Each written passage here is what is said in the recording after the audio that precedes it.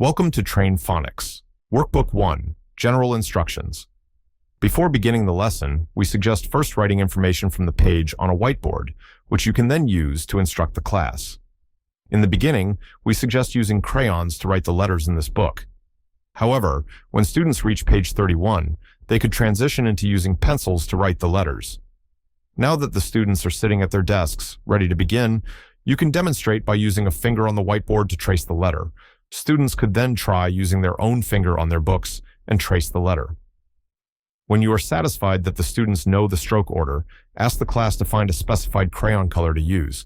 We suggest changing colors on each letter to ensure the students are following along. When all the students are holding the correct color, you can demonstrate by writing the first letter on the whiteboard. Students will then write the first letter in their book.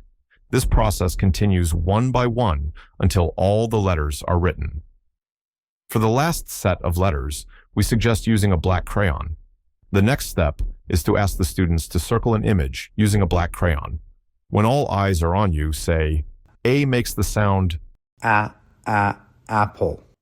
The students will then find the correct image and circle it. After circling the correct image, the students can then color it. After the coloring is complete, you will pick a new image and say, A makes the sound Alligator. And again, the student will use a black crayon to circle the image and then color it. Continue until all three images have been circled and colored. The review box at the top of the page could be completed at the beginning of the lesson or at the end, depending on the teacher's preference. Also, at the very top of the page is the alphabet. Teachers can use the alphabet to sing the alphabet song or play pick and point. On page 38, students will begin to use the Train Phonics system. Before beginning the lesson, we suggest first writing information from the page on a whiteboard, which can then be used to preview the answers with the class. Once the preview is complete, students should be sitting at their tables with their books open, ready to begin. To start, remind the students to circle first, and then say the sound for answer 1. Ack, ack, ack. Students will then seek to find the correct answer in the book and circle it. Please try to draw attention to your mouth to help students decode the answer. If you see that all the students circled the correct answer, then they can write the answer in the blank space beside number 1. It's important for you to check that all the answers were written correctly before going to number 2. If a student is incorrect, just have them correct it before continuing. You can also write the answers on the whiteboard to show the class.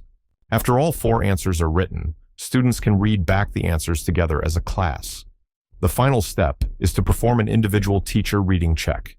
Each student should read the answers individually to you at your desk. Put a tick in the box after each answer is read properly.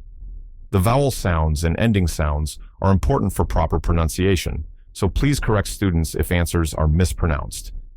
While students are performing individual teacher reading checks, the other students can use this time to happily doodle and color inside the box provided at the bottom of the page. Inside the box, you will notice a base short vowel word and image. It's very important to continually remind students of these words. These base short vowel words truly help when deciphering between short vowels later on in the series. Teachers can find the answers by looking at the top of the page under Let's Begin number 5, or scan the QR code found on each page. One last important point. Try not to give students pressure. If students feel comfortable looking for the answers on their own, they will be less likely to have wandering eyes. Relying on listening skills is a key component to the Train Phonics system.